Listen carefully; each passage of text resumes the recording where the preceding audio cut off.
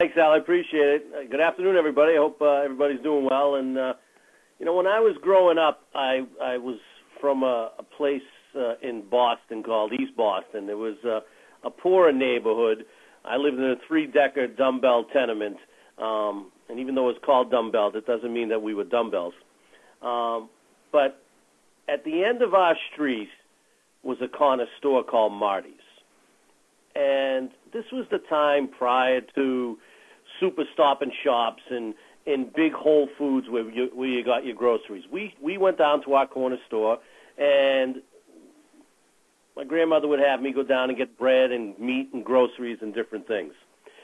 Well, I'd go down to Marty's, and I'd see Marty in the store, and he'd greet me, and he'd say, "Louis, how are you? How have you been? I saw you yesterday holding your sister's hand, and she was trying to get away, and you were protecting her. You're such a great big brother. It's amazing how well you treat her. You should be very proud of yourself, and your parents should be proud of you as well." And speaking of your parents, your mom, my mother was a hairdresser. I know your mom's out of work, and times are a little tough right now, but I put a little extra in the bag, and when she gets back on her feet, then she can pay me back. And your grandfather, he's such an excellent guy. He wasn't feeling well. I hope he's doing better. Please give him my regards. And Marty was an incredible relationship architect. Marty was a guy who was this short, overweight, balding Italian guy with not even a 7th grade education. But he knew more about marketing than some people who have masters and degrees in how to market to consumers. Marty understood that if he invested time in people and he built a relationship with his customers, that they would be loyal to him and they would always shop in his store. And at the other side of the block was another store called Frank's.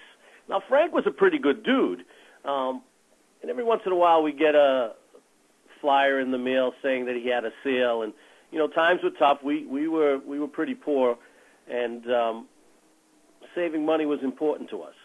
But no matter what sale Frank had, we would never go to Frank's because Marty was our guy. Marty was our guy, and we were loyal to Marty.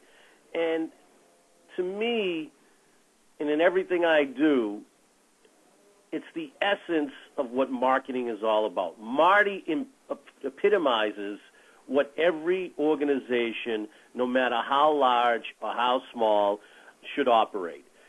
And building relationships with your consumers and investing time in them is the key to making sure that they always come back over and over and over again. Now, I come from a sports background. I was in radio and television, and then I went to the New England Patriots, and we looked at our consumers a little differently.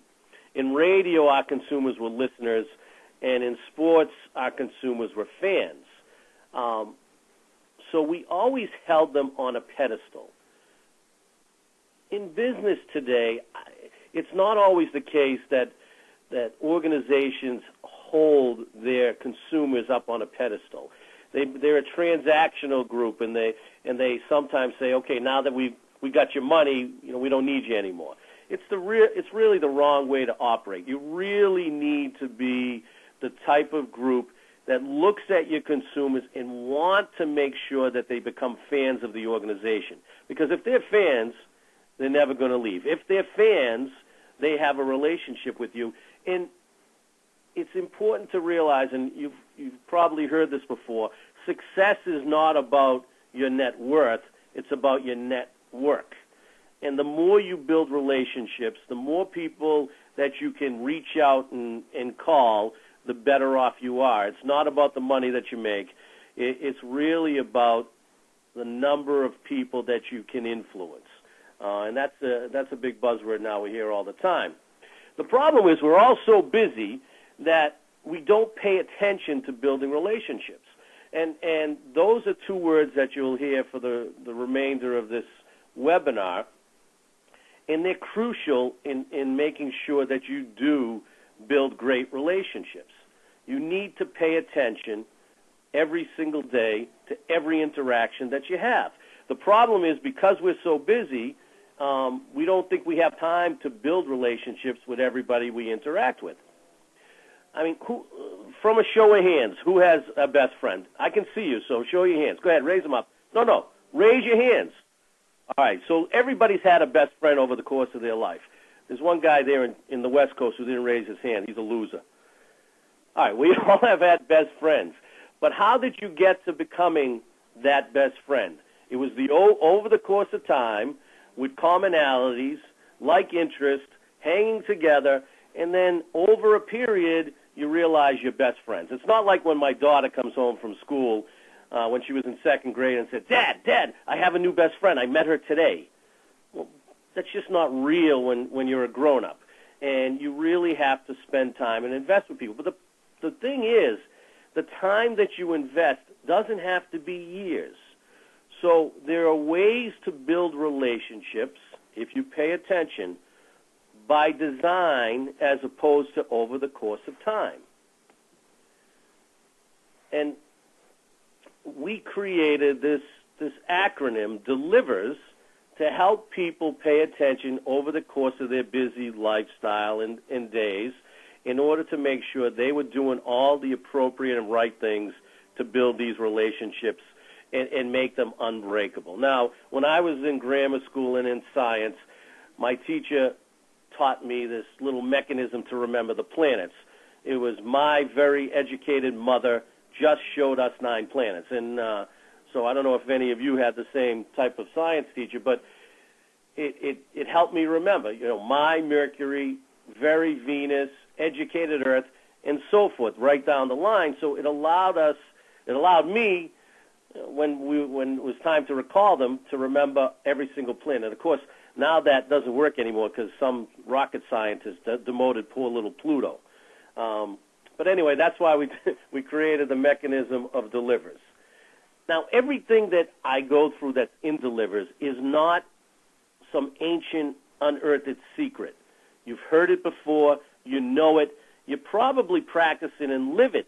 But the question is, do you pay attention to it every single day and in every single relationship? Or, like most of us, do you squander relationships by not paying attention? I look at relationships this way. It's like money. Every relationship is an opportunity and could lead to money. You wouldn't just throw away dollar bills and 20s and 5s into the street. No, that's ridiculous. Yet every single day people squander relationships because they're not paying attention. DELIVERS will help you in this.